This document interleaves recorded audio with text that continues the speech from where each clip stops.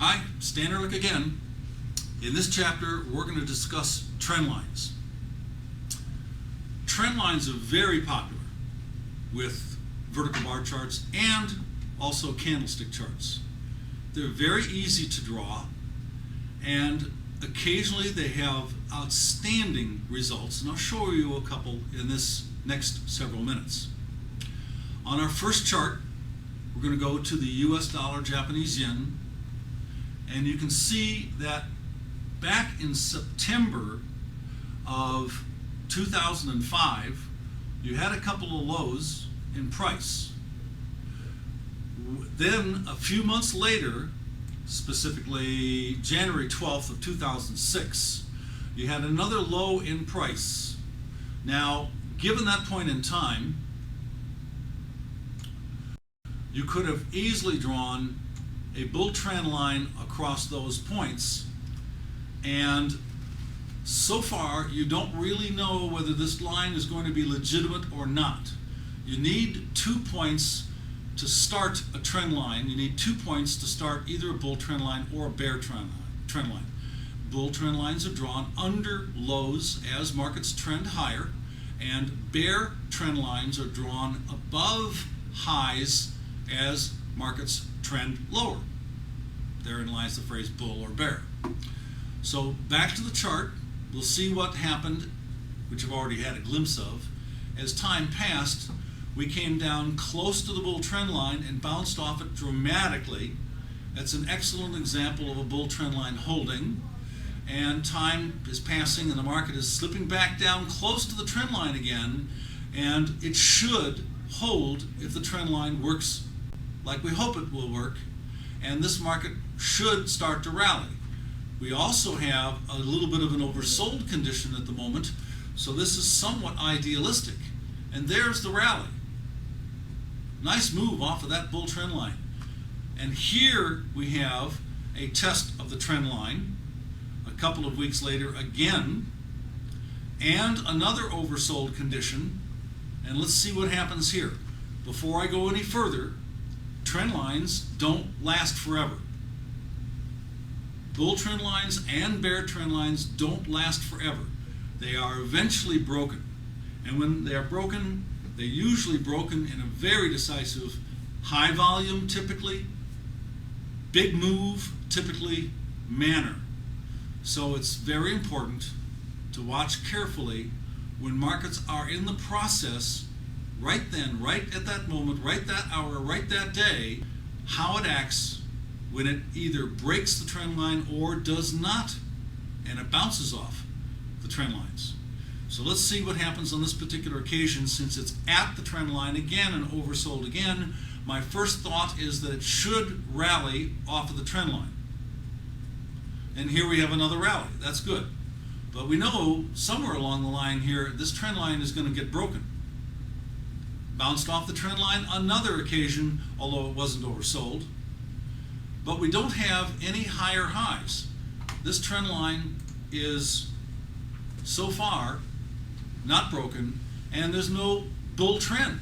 The market is stopping on all of the rallies and doesn't seem to be able to break out of this trading range. The trend line's there.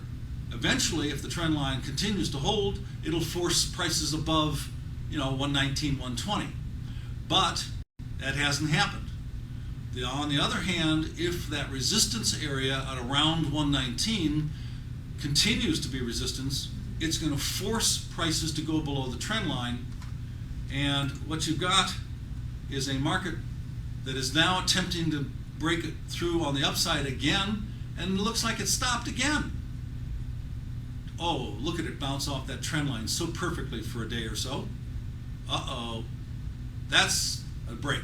That is a classic crash below a bull trend line, and it produced a very big downside breakout and a very big bear move.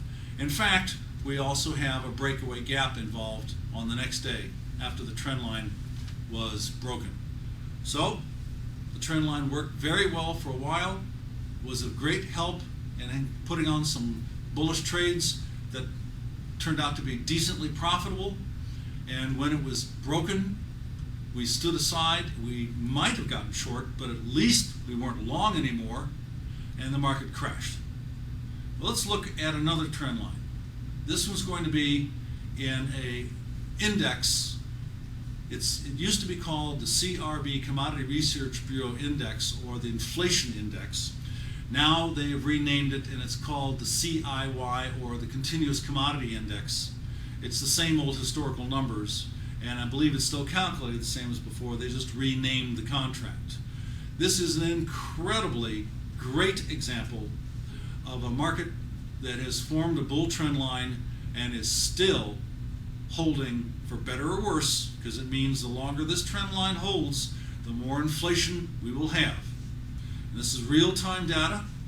We're going all the way back to our first point, which was in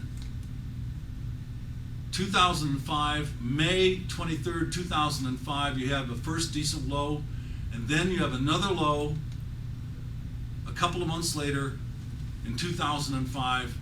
From these 2 points, we draw our long-term bull trend line into the future from this low, and look at the amazing results. Every time the market has come back down to this line, it has bounced off of it. In fact, many occasions the market, and that's what I'm showing you with these green vertical lines, the market got oversold or extremely close to oversold, which is a nice combination when you are expecting the market to bounce off of a bull trend line.